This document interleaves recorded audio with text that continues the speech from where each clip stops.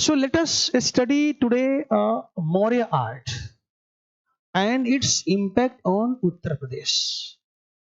Because we are studying this topic in context of Uttar Pradesh. हम लोग उत्तर प्रदेश के संदर्भ में मौर्य कला का अध्ययन करने जा रहे हैं। ध्यान दीजिए, सामान्य तौर पर देखा जाए तो मौर्य कला को सुविधा के लिए दो भागों में विभाजित करके अध्ययन किया जाता है। एक है जिसको हम कहते हैं आपका राजकीय कला कहते हैं, जिसको हम रॉयल आर्ट कहते हैं। ये बीपीएससी का बहुत प्यारा जो है टॉपिक भी है ना? हाँ, बिल्कुल। और दूसरा है जिसको हम कहते हैं लोक कला। लोक कला लिखवा देंगे, पहले समझ लीजिए फटाफट। लोक कला, ठीक है ना? राजकीय कला का मतलब हुआ कि ऐसा कला जिसको संरक्षण, जिसको प्रश्रय, जिसको फंडिंग, जिसको डायरेक्शन देने वाला राजा है। ठीक है, राजा इसे अपने संरक्षण में डेवलप करवा रहा है, लाइक शाहजहानाबाद इन मेडिवल टाइम, है ना? तो इस कला में हम क्या देखते हैं कि एक तो आपका है राजप्रसाद है, राजप्रसाद है, ठीक है। दूसरा है आपका इसमें अशोक का स्तंभ है, ठीक है। तीसरा है आपका इसमें स्तूप है, स्तूप है। और चौथा इसमें हम रख लेते हैं आपका विहार भी रख लेते हैं, विहार रख लेते हैं हम लोग। लोक कला की बात किया जाए तो इसमें एक है आपका यक्ष, यक्षी की आकृति हम मान लेते हैं, यक्ष यक्षी की आकृति है। फिर मृण मूर्तियां हैं, मृण मूर्तियां हैं जिसको हम टेराकोटा फिगर बोलते हैं, मिट्टी से बनी हुई है। मृदभांड भी हम मान लेते हैं, ठीक है, मृदभांड बनाए गए। और कुछ इसमें और भी मूर्तियां हैं, पत्थर की मूर्तियां भी हैं, पत्थर की मूर्तियां भी हैं इसमें, जिसे धौली से मिला हुआ है ना? तो ये कुछ ऐसे मौर्य कला का सुविधा हेतु डिवीजन किया जाता है, ठीक है, समझिएगा। प्राचीन भारत में वैसे सिंधु घाटी सभ्यता से ही हमें कला के विकास का क्रम दिखाई पड़ने लगता है।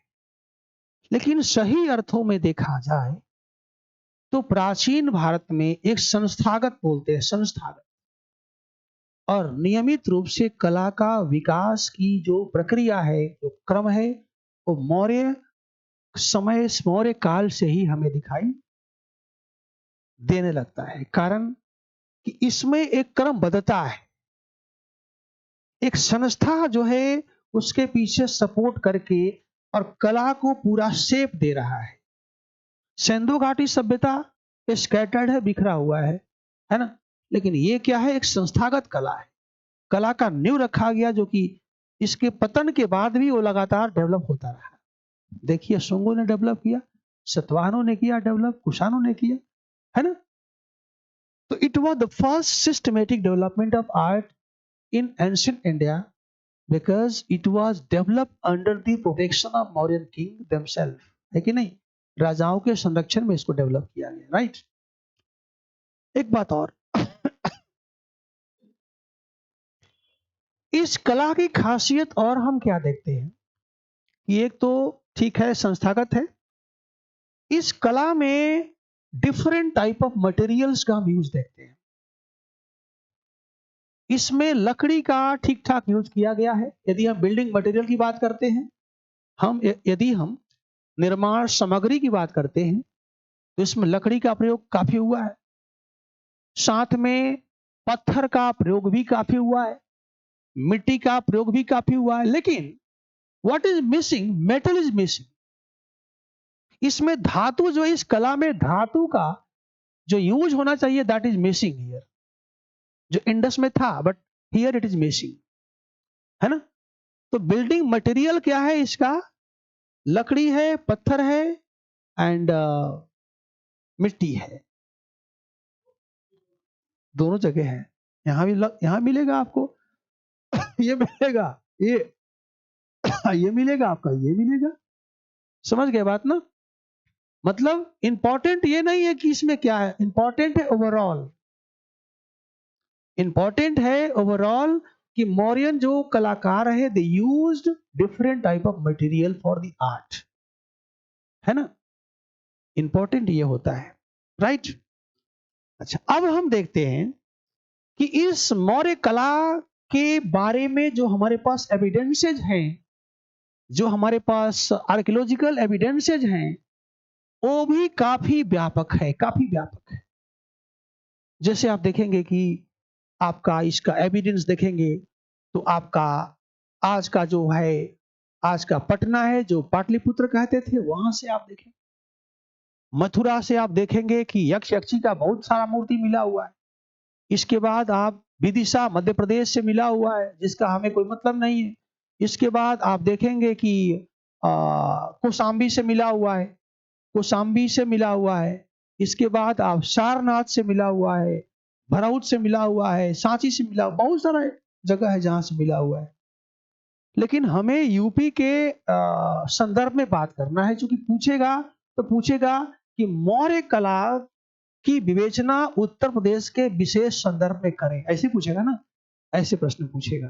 तो इसी पर हम लाते हैं सीधे सीधे। देखिए, हम राजकीय कला की बात पहले कर लेते हैं।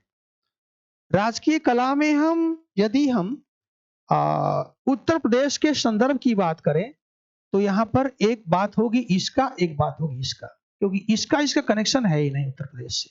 समझ गए ना। जो राजप्रसाद है यह जो है आपका पाटलिपुत्र में था स्थित, राजधानी वहीं पर था। वहां देखेंगे जो है बुलंदी बाग है जगह, वहां कुम्हरार जगह है। तो कुम्हरार और बुलंदी बाग से, कुम्हरार और बुलंदी बाग, ये दोनों स्थल इस समय पाटलिपुत्र के पास है। और यही दोनों स्थलों से हमें मौर्य कालीन राजप्रसाद का सूचना प्राप्त होता है, कुम्हरार और बुलंदी बाग से। यहां से हमें जो है एकदम शीशे की तरह चमकते हुए पॉलिशदार जो है पत्थर के स्तंभ मिले हुए हैं, साथ ही साथ लकड़ी का प्लेटफॉर्म मिला हुआ है, ये चबूतरा मिला हुआ है। तो ऐसा माना गया है कि ये जो है स्तंभ जो है जो मिला हुआ है, किसी विशाल मंडप के जो है स्तंभ रहे होंगे, है ना। तो ये चीज हमको पाटलिपुत्र से मिलता है, यहाँ से कुम्हरार से, बुलंदी बाग से, जो संकेत करता है कि यहाँ कभी एक कई मंडप रहा होगा। उस मंडप में सर्वाधिक महत्वपूर्ण मंडप रहा होगा, उसी का नाम है राजप्रसाद, है ना। जिसके कंस्ट्रक्शन में जो है लकड़ी प्लस पत्थर का प्रयोग किया गया होगा, क्योंकि उसका एविडेंस है, उसका जो अवशेष है, ये दो जगह से, यहां से कुछ लकड़ी मिलता है, यहां से कुछ पत्थर मिलता है। समझ गए बात ना। अब आइए स्तंभ, जो हमारे काम की चीज है, जिसके बारे में उल्लेख करेंगे हम। लेकिन उसके पहले बिहार बता देते हैं, फिर ये दोनों चूंकि हमारा काम का है, दोनों बताएंगे हम, राइट। बिहार, हम बिहार की बात करें तो मौर्यों के समय में एक नया कंसेप्ट आता है, आर्ट के अंदर आता है, जिसको हम कहते हैं रॉक कट आर्किटेक्चर बोलते हैं। यानी कि आप देखेंगे कि मौर्य काल में दो स्थल है बिहार के अंदर, गया डिस्ट्रिक्ट है बिहार के अंदर। तो वहां पर आपको जो है मिलेगा, वहां पर एक बराबर बराबर और दूसरा नागार्जुनी नागार्जुनी पहाड़ी मिलेगा, नागार्जुनी पहाड़ी मिलेगा दोनों, है ना। तो इन दोनों स्थानों पर जो अशोक है और उसका जो पौत्र है सुदामा, सॉरी दशरथ, तो दशरथ और अशोक के द्वारा यहाँ के कठोर चट्टानों को कटवाया गया और उसे एक तरह से मठ बनवाया गया, आप कह लो, उसको बिहार बोलते हैं। तो वो बनवाया गया, राइट। और उसे जो है आजीवक जो है संत हुआ करते थे, आजीवक जो नियतिवादी थे, भाग्यवादी थे, उन लोगों को आवास के लिए रखा गया, दे दिया गया। यहाँ कई आपको मिलेगा, जैसे कि बराबर में जाएंगे तो वहां पर आपको सुदामा गुफा मिलेगा, इसके बाद विश्व का झोपड़ी मिलेगा वहां पर, है ना। यहाँ जाएंगे तो आपका वापी मिलेगा, यहाँ पर गोपिका मिलेगा नागार्जुनी में, है ना। तो ये दोनों के द्वारा बनाया गया। ये दोनों बिहार इस समय वर्तमान में बिहार के अंदर है। इनका उत्तर प्रदेश से कोई लेना देना नहीं है। लेकिन आप जब लिखेंगे तो सब ज्यादा, मान लो कि वर्ड्स लिमिट ज्यादा है तो फिर अब दूसरा लाइन भर देना है, नहीं है तो उसको कट कर देना है, केवल एक मैपिंग देकर के भाई ऐसे ऐसे है बनवाए। अब आइए मैं बात करूं स्तंभों की, बात कर ले, ठीक है। देखिए समझिएगा, ये स्तंभ है अशोक का, ठीक है। अशोक का स्तंभ है, देखिए सारनाथ का है, ठीक है। ये सारनाथ का स्तंभ है। अशोक का जो स्तंभ है वह मौर्य कला का एक सुंदर एग्जाम्पल माना जाता है, सुंदर एग्जाम्पल। यह आर्किटेक्चर का भी एग्जाम्पल है और यह स्कल्पचर का भी एग्जाम्पल है, दोनों का है। यानी इसमें आपको वास्तुकला की सुंदरता भी नजर आएगी और इसमें आपको मूर्ति कला की तजुर्बा भी आपको नजर आएगी, दोनों आएगी इसमें। पत्थर को काटा गया, तराशा गया, दैट इज आर्किटेक्चर। अब पत्थर पर चित्रों को उत्कीर्ण करवाया गया, दैट इज स्कल्पचर। दोनों का एग्जाम्पल है ये, ठीक है। तो इसका जो क्रिएटर है वो है अशोका द ग्रेट, अशोक है, ठीक है। अब देखिए अशोक अपने साम्राज्य के अलग अलग इलाकों में ऐसे कई जो है स्तंभों को स्थापित करवाया था। हालांकि वेन ये जो है जो वेन सांग आया था उसने भी संख्या बताई है, लेकिन ऐसा माना जाता है कि ये Ashoka pillar was more than 30 से ज्यादा संख्या बताया गया है। अब इसमें कुछ पिलर है जिसको हम कहते हैं बृहद स्तंभ पिलर कहते हैं, उसको हम कहते हैं बृहद स्तंभ अभिलेख उसके ऊपर है, और कुछ को हम कहते हैं लघु स्तंभ लेख बोलते हैं। दोनों का अलग अलग कैटेगरी है, यानी कि लंबाई चौड़ाई को लेकर मान लीजिए आप। तो अशोक स्तंभ जो है आपको पूरे भारत में दिखाई पड़ते हैं, जहां जहां मेन मेन सेंटर पॉइंट है, ट्रेड रूट है, कोई पब्लिक प्लेस है जहां की लोग रुकते हो, जहां से कोई मार्ग पास होता है, वो सब ऐसे जगह पर इसे सेटअप कराया जाता था। ध्यान दीजिए, मूलतः स्तंभ दो प्रकार के हैं, अशोक के दो प्रकार के हैं। एक वो स्तंभ है जिन पर अशोक का धम्म लिपि जो है लिखी गई है, जिस पर धम्म लिपि लिखी गई है। तो ऐसे स्तंभों को धम्म स्तंभ भी कहते हैं, धम्म स्तंभ कहते हैं, that is bearing the some inscription of Ashoka. Ashok उस पर धम्म के बारे में लिखवाया है, दैट बिकम्स धम्म पिलर, ठीक है। ऐसे पिलर में एग्जाम्पल हम दें तो आपका सारनाथ का पिलर हो गया, ऐसा ही पिलर है आपका। सांची का पिलर ऐसा ही पिलर है आपका। प्रयाग का पिलर ऐसा ही पिलर है आपका। दिल्ली मेरठ का पिलर भी ऐसा ही पिलर है आपका। They all come in the category of Dhamma pillar because all of them have the message of Ashoka inscription, है ना। सब पर अशोका इंस्क्रिप्शन है, फाइन। दूसरा स्तंभ है, उसका जो प्रकार है वो है, उसको हम कहते हैं सादा है। मतलब एक कैटेगरी हो गया कि that is with dhamma inscription, और दूसरा है that is plain, that is simple without any inscription on that. उस पर कोई इंस्क्रिप्शन नहीं है, बिल्कुल सादा है, एकदम सादा है, ये बिल्कुल सादा है, नथिंग इज रिटन, ठीक है ना। तो that is called plain stupa, plain जो है पिलर। इसमें जैसे बिहार के रमपुरवा है, रमपुरवा जाएंगे देखेंगे, रमपुरवा का जो पिलर है उस पर बैल बैठा हुआ है ना, मतलब बैल वृषभ बैठा है, सांड बैठा है। तो रमपुरवा का जो मिला है पिलर, उसको हम प्लेन कैटेगरी में रखते हैं, that is without any description. याद रहेगा ना, दो कैटेगरी हो गया, फाइन। अब जरा नजर और दौड़ाइए, अब हम चलते हैं विशेषता, चलते हैं इसका विशेषता क्या क्या है, क्योंकि हमको वर्ड लिमिट्स भी ध्यान देना है, ये भी नहीं कि हम किताब लिखने जा रहे हैं, है ना। तो अशोका का जो पिलर है that is basically made of sandstone from Chunar.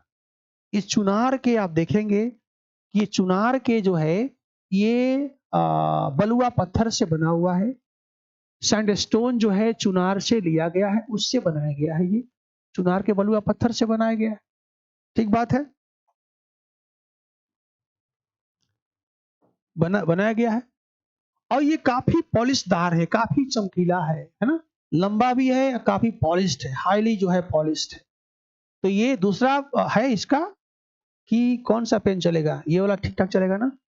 हाँ, ये काफी पॉलिश्ड है, बिल्कुल मिरर की तरह चमकता है, राइट। ओरिजिनल वाला है। हाँ, गूगल से हमने लिया है, एकदम ओरिजिनल यही है ना। मोदी जी वाला नहीं है, ठीक है ना। खोले जान को खुलवाए मोदी जी कि ज्यादा खड़गे बोलेगा ना। उसको मैसेज है उसके अंदर कि देखो शेर सोया था अब मुंह खोल दिया है, इसलिए इसीलिए हाँ खड़गे जी इसीलिए डर जाते हैं बेचारे, कहीं शेर लपक गया उधर से।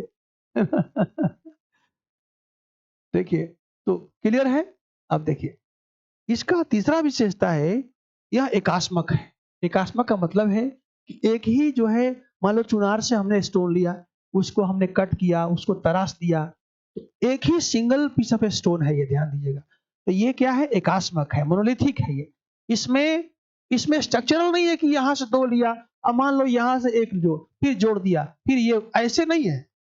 It is single piece of stone, one stone, एक ही चट्टान का ये भाग है, तराश के बनाया गया, एकास्मक है, राइट।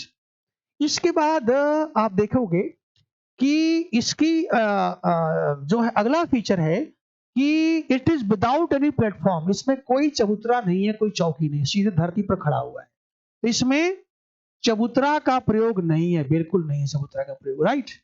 तीसरा है, it's not a part of any building. ये किसी बिल्डिंग का पार्ट नहीं है, ये सीधे सूर्य के नीचे खड़ा हुआ है ना।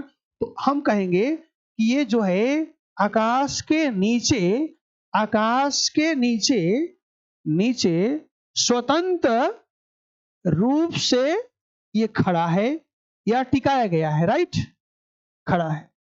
इसके बाद और क्या हम विशेषता देखते हैं, विशेषता और हम देखते हैं कि इसका शेप एक प्रकार का नहीं है, ये नीचे से क्रमशः ऊपर पतला होते जाता है। समझ गए ना। मान लो ये है, मान लो ये है, तो ये ऊपर वाला, मान लो ये ऊपर वाला भाग है, ये भाग है ना।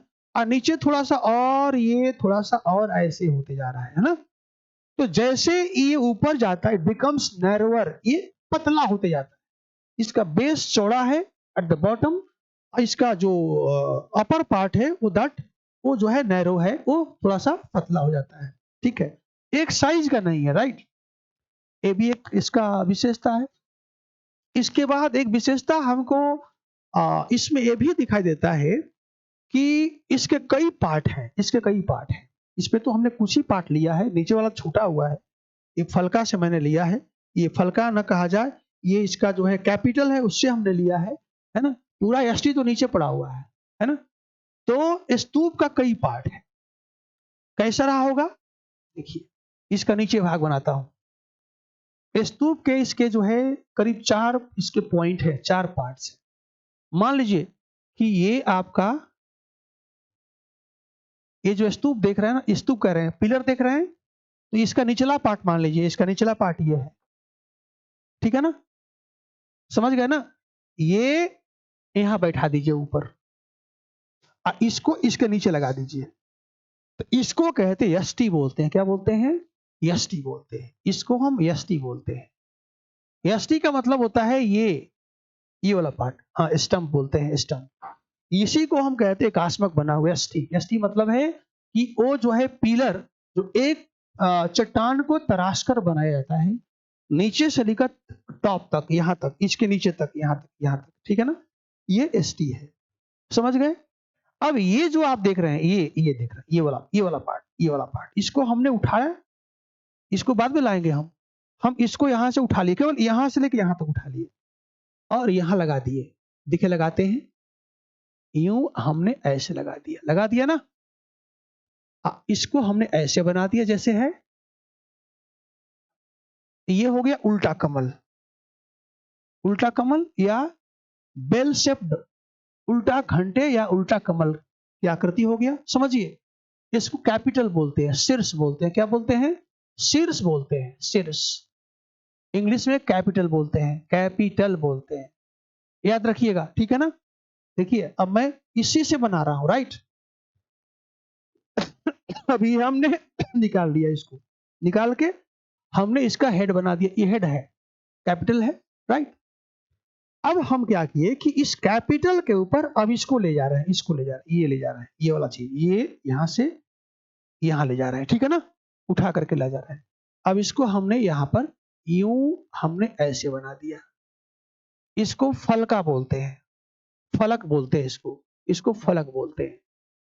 फलक, फलक मीन्स अबेकस, अबेकस, अबेकस मतलब थाली। मान लीजिए ये थाली है, थाली हो गया। समझिएगा, ये थाली है जो इस जो है शीर्ष के ऊपर बनता है, थाली, राइट। समझिएगा, ये थाली हो गया। और इस थाली में हम पिक्चर बनाएंगे अभी समझाने के लिए, राइट। ये ऐसे रहेगा थाली। थाली का तरीका है या तो स्क्वायर होगा या तो रेक्टेंगुलर होगा। समझ गए ना। देखिए, या तो स्क्वायर शेप में होगा या तो, है ना, रेक्टेंगुलर होगा, या तो गोल होगा या तो रेक्टेंगुलर होगा, राइट। अधिकांशतः होगा ये गोल ही होगा, राउंड ही होगा। स्क्वायर क्या बोलते हैं? स्क्वायर होगा या तो सर्कुलर होगा, नॉट रेक्टेंगुलर। हाँ हाँ, वर्गाकार। या तो होगा ये स्क्वायर शेप में होगा या तो ये राउंड शेप में होगा, सर्कुलर होगा। रेक्टेंगुलर मैंने गलत बोल दिया, ज्यादा हो जाएगा, ठीक है ना। तो फलक दो ही तरह का होगा, या तो वर्गाकार होगा या तो गोलाकार होगा, करेक्ट। ठीक है, तो ये थोड़ा सा गोलाकार दिखाई दे रहा है, राइट। अब इस पर क्या होगा कि इस पर कुछ तांबे का कील ऐसे लगा होगा, राइट। इसके ऊपर हम जिसकी भी पशु की आकृति बनना चाहते हैं उसकी हम आकृति बना देंगे। देख लीजिए, शेर बना हुआ है, रामपुरवा में जाएंगे तो बैल बना हुआ है। समझ गए ना। तो ये जो है ना, ये जो ये कांटी है ना, कांटी तांबे का, उसी से कनेक्ट होगा वो फिगर, जो इसके महिमा को मंडित करेगा वो फिगर, राइट। इस जो है पिलर के महिमा को मंडित करेगा, मतलब मैसेज देगा। तो यहाँ शेर भी होगा, यहाँ बैल भी होगा, जिसकी इच्छा हम बना सकते हैं। लेकिन कुछ पर्टिकुलर, अब गधा थोड़े बना देंगे हम, ऐसा नहीं होगा कि आप किसी का बना दीजिए, है ना। यहाँ कुछ ऐसे ही फिगर बनेंगे जिनका बुद्धिज्म में इंपॉर्टेंस है, या उनकी कनेक्शन जो है कहीं ना कहीं हिंदुइज्म से भी जोड़ी जाती है, ठीक है ना। अब देखिए, यही है आपका क्या कहते हैं, ये पिलर का बनावट यही है। यानी सबको इकट्ठा करेंगे तो इसके कई भाग हो गए। वन इज यष्टि, number one. Number two is शीर्ष। नंबर थ्री फलक। नंबर फोर पशुओं की आकृति। यही चार भाग में स्तूप को बांटा, सॉरी, पिलर को बांटा जाता है। क्लियर है। अब आइए सारनाथ का पिलर, अलग से क्वेश्चन पूछ सकता है इसके बारे में, ठीक है ना। इसको समझाते हैं। जब भी सारनाथ के पिलर लिखेंगे आप, तो आप तो देख ही लिए कैसे बनता है पिलर, आपको पता हो गया। हाँ, एक बात और, जो ये जो एसटी होगा, एसटी, ठीक है ना, इसकी लंबाई लगभग जो है 35 से 50 फीट होगा, राइट। ठीक है ना, लंबाई जो है 35 से 50 फीट, और लगभग इसका जो वजन होगा वो लगभग 50 टन होगा। नॉर्मली एवरेज देखेंगे तो ये 50 टन का होता था, और इनकी लेंथ जो है 35 टू 50 फीट हुआ करता था। अब सोचिए कैसे चुनार से लाता होगा वो। अब दिल्ली लाना है, टोपरा ले जाना है ना, वो कैसे लाता हो, क्या तकनीकी होगा। एक तो आपका दिल्ली का जो है सीढ़ी भीड़ नहीं संभाल पा रहा है। सोचिए, एक सीढ़ी जो है भीड़ नहीं संभाल पा रहा है। अब इस सीढ़ी पर सोचो कि इतना भीड़ के साथ ये आदमी हो और उसी में अशोक के कोनो पिलर लेके चढ़ जाए। तो ऐसे ही धराशायी हो जाएगा वो, है ना। तो सोचिए कि कितना उनका जो है तकनीकी एडवांस रहा होगा। अब आइए इस पर हम चलते हैं। देखिए, ये समझा दिए थे आपको हम। अब आते हैं हम सारनाथ पर। देखिए, वैसे तो अशोक का पिलर जो है हमें भारत के कई क्षेत्रों से मिले हुए हैं। उनमें से कुछ धम्म पिलर भी हैं, कुछ सादे पिलर भी हैं, और लगभग सब चुनार के बलुआ पत्थर से बने हुए हैं, और सबकी रचना में एक ही प्रकार का तकनीकी दिखाई पड़ती है। But among them the most excellent was Sarnath का पिलर। सबसे सुंदर पिलर था ये, है ना? कि सारनाथ के पिलर में जो है, जो सबसे अच्छी बात है कि इसका जो शीर्ष है वो बहुत ही सुंदर है। शीर्ष, कैपिटल क्या क्या है? पहली बात, सांची में भी हालांकि ये फिगर सांची के अंदर भी है, लेकिन बहुत कुछ सांची के अंदर नहीं है जो यहाँ पर है। पहला फीचर है कि इस पिलर में 4 सिंह हैं, बिल्कुल सजीव दिखाई पड़ते हैं। और अब एक उधर बड़ा है, उधर दिखाई दे रहा होगा, ठीक है ना? तो ये जो है पीठ में पीठ सटाकर और चारों दिशाओं की ओर देख रहे हैं,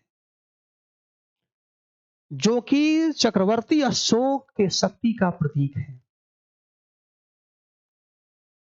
जो कि अभी मोदी का मुंह बाया हुआ है, ठीक है ना? वो अब मुंह बा करके पूरे सदन की ओर देख रहा है। अब मुझे लगता है कि यहाँ जिधर विपक्ष बैठा उधर ही मुंह किया भी होगा उसको। अब हमको आज याद हो गया, हमको देखना पड़ेगा भाई किधर मुंह उसका है, ठीक है? तो ये चीज है। तो ये जो है आपके अशोक के प्लस भगवान बुद्ध, दोनों के कैरेक्टर में दिखाई दे रहा है। भगवान बुद्ध भी साके से ही थे। उनकी शक्ति, नॉट फिजिकल पावर, उनका एनलाइटमेंट का पावर जो उन्होंने अचीव किया था, ठीक है ना? प्लस अशोक, ये शेरों का बैठना, चारों दिशाओं में देखना, ये दोनों के जो है मजबूत जो है शक्ति की ओर जो है संकेत करते हैं। नंबर 1। नंबर 2 कि इन शेरों के ऊपर जो है यहां धर्म चक्र बना हुआ है। इनके मस्तक पर धर्म चक्र बना हुआ है, और जिसमें लगभग 32 तीलियां हैं। ध्यान दीजिएगा, 32 तीलियां। तो धर्म चक्र बना हुआ है, एक मिनट, महा धर्म चक्र बना हुआ है, और जिसमें 32 तीलियां हैं। तो वो शो करता है कि शक्ति के ऊपर धर्म का विजय है। हमने वैसे फिगर लिया है, ठीक है, लेकिन आप देखेंगे मस्तक पर बना हुआ है वो फिगर, ठीक है? तो वो शक्ति के ऊपर धर्म का विजय का संकेत करता है, जो कि भगवान बुद्ध और अशोक दोनों के व्यक्तित्व में दिखाई पड़ता है कि दोनों ने शक्ति के ऊपर धर्म को विजय दिलाया। अशोक ने सबको जीता कलिंग, इसके बाद धर्म का ले लिया आश्रय। भगवान बुद्ध ने सबको किया और भी ले लिए धर्म का आश्रय। तो ये चीज है, राइट? अब देखिए और क्या होता है। उस जो है, ये तो फलका का ऊपरी भाग है, फलका का ऊपरी भाग है। उसी फलका के निचले भाग पर अब मान लो कि फलक है, तो फलक के ऊपरी भाग पर हम, उसके निचले भाग ये हो गया, समझ गए ना? यहां पर हम क्या देख रहे हैं कि चारों दिशाओं में 4 चक्र बना हुआ है। 4 चक्र बना हुआ है चारों दिशाओं में। एक इधर दिखाई दे रहा है, एक इधर होगा, एक इधर होगा, एक उधर होगा। और चारों चक्र धर्म चक्र परिवर्तन का संकेत करता है, ठीक है ना? चारों चक्र धर्म चक्र परिवर्तन का संकेत करता है। यही सब है। और इन चक्रों में 4 पशुओं की चलती अवस्था में आकृति बनाई गई है। चलती अवस्था, उसमें एक है हाथी, एक है बैल, एक है अश्व, और एक है आपका सिंह। एक लाइन से है चारों के चलते हुए, ठीक है ना? देखिए बना भी है, आकृति बना भी है। ये है ना, एक हाथी यहां दिखाई दे रही है, देख सकते हैं। ये घोड़ा है क्या? ये घोड़ा है, घोड़ा है। तो ऐसे चारों की आकृति मिलेगा। चारों का है आकृति, है ना? चक्र के पास चक्र बना हुआ है ना, उसी के पास, ठीक है ना? तो इन चारों का इंपॉर्टेंस भी हिंदू धर्म के अंदर भी खोजा गया। कुछ विद्वानों ने कि हिंदू धर्म का संकेत है, और कुछ ने कहा कि नहीं, बुद्ध का संकेत है, बुद्धिज्म का। हम देख लेते हैं। हिंदू धर्म की बात किया जाए तो इंद्र का इरावत है हाथी। बैल जो है आपका भगवान शिव का नंदी हो गया। अश्व जो है भगवान सूर्य का है, और सिंह जो है दुर्गा जी का है। इसका हिंदू हिंदू धर्म से कनेक्शन हो गया। यदि भगवान बुद्ध के साथ जोड़े तो एक श्वेत हाथी का माया देवी के गर्भ में प्रवेश करना, गर्भस्थ होना, वो हाथी है। वृष उनका वो है, जन्म राशि है। वृष बैल का प्रतीक है। वैसे ही बैल जो है उर्वरता का पोषक माना जाता है। भाई गाय बैल वही तो होता है। अश्व, भगवान राम को भी अश्व गया था छोड़ने के लिए, है ना? वहां केवट मिला था बाद में जाने के बाद कि भाई नाव से छोड़ना है आपको। वहां से तो घोड़े गया था, तो घोड़ा उनको छोड़ने गया था। घोड़ा मतलब रेस लगाने वाला। सिंह मतलब है शक्ति। यानी हिंदुइज्म की ओर से देखेंगे तो ये है, और उसके माध्यम से देखेंगे बुद्धिज्म तो ये है। इस चिन्ह को जो है, इस फिगर को जो है, इंडिया सरकार ने अपना राजकीय राजकीय चिन्ह पसंद किया, चयन किया। लेकिन इंडिया के बढ़ते हुए प्रभाव को शो करने के लिए शेर का मुंह थोड़ा खोल दिया गया। ठीक है कि ट्रम्प आए वो भी देख के सोचे, पूछे जाकर बुश से, क्लिंटन से कि तुम्हारे समय में शेर का मुंह खुला था कि नहीं। इसको फटाफट नोट कर लेते हैं हम लोग। कहानी क्लियर है बिल्कुल ना? लिख लीजिए, लिखिए। वो अपने फिगर बना लिया था ना, ओला चार्ट मेन वाला।